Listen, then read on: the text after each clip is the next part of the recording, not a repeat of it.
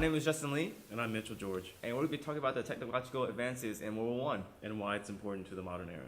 World War I started because the Archduke Franz Ferdinand of Austria and his wife Sophie were assassinated June 28, 1914 by Gavrilo Princip.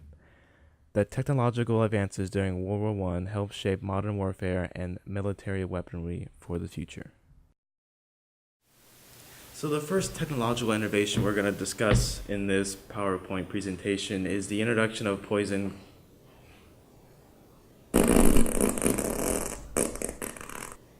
Are you serious? Isn't this what you meant? I said poison gas, bro, not like you farted.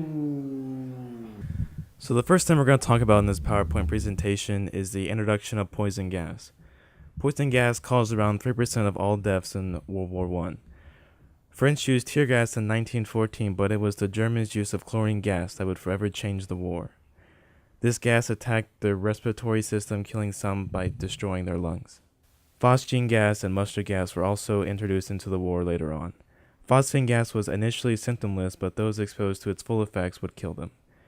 Mustard gas could linger on the ground or in shell holes and continue to kill and cripple soldiers. The fact that all sides were using gas by the end of the war showed the depths to which governments were prepared to descend in order to win the conflict.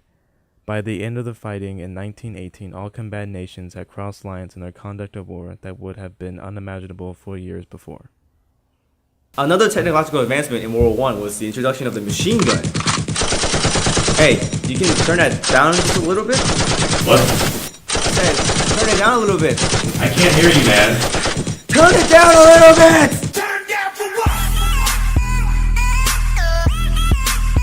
Alright, so another technological advancement was the machine gun. The Vickers gun superseded the Maxim in 1912, and it was this weapon that formed the backbone of Britain's machine gun. A lighter and more portable machine gun was introduced in 1915. The Lewis gun was cheaper to produce and easier to carry, and soon became the standard support weapon for British infantry on the Western Front. The Germans had their own versions of these weapons, and at the start of the war were well ahead in numbers. None of the machine guns in use these years was portable, and all needed teams to use them. They needed an established position to operate from, and so favored those already dug in. In fact, neither side during the conflict overcame the fundamental problem of protecting men on open ground from the devastation wrought by the machine gun. So another technological advancement in World War I would be the introduction of a tank. Like that kind of tank? No, not like that. The first tank, the British Mark I, was designed in 1915 and first saw combat at the Somme in September 1916. Tanks were powered by a small internal combustion engine, armored and had mounted guns. Tanks worked effectively on firm, dry ground, in spite of their slow speed, mechanical problems, and vulnerability to artillery. They were able to crush barbed wire and cross trenches easily. Tanks moved forward through machine gun fire and often terrified German soldiers with their unstoppable approach. The French soon followed suit with the Renault FT, which established a classic tank look. Germany did not produce a lot of tanks during World War I. Tanks were known as Purple Heart boxes.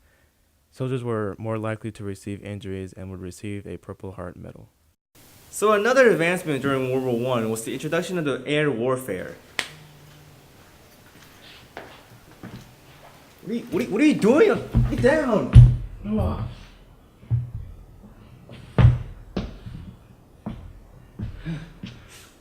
man. Bro, you said air warfare. I was flying around.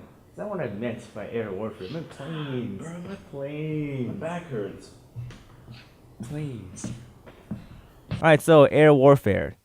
Airplanes were primarily made of canvas, wood, and wire. At first, they were used only to observe enemy troops.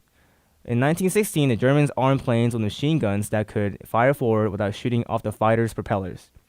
The Allies soon armed their airplanes the same way, and war in the air became a deadly business. And these air battles are called dogfights. An example will be ace pilot Manfred von Richthofen, also known as the Red Baron. He was known for 80 air combat victories.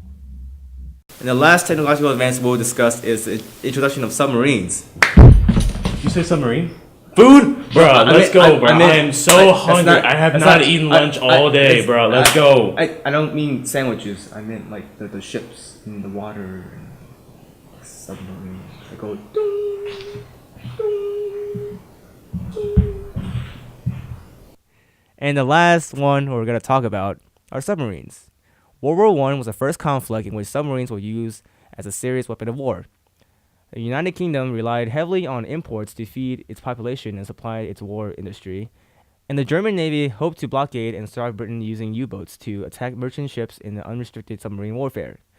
This conflict was known as the First Battle of the Atlantic. Consolidating merchant ships into convoys protected by one or more armed Navy vessels was adopted later in the war. With the use of active and passive sonar devices and anti-submarine weapons, the United Kingdom was able to lose less of their ships. The Germans used this technology to sink the RMS Lusitania in 1915, and this is one of the major reasons that the United States entered the World War. Well, that's some of the technological advancements in World War I. We hope you learned a little bit something more about World War I and how it applies to the modern era. To me.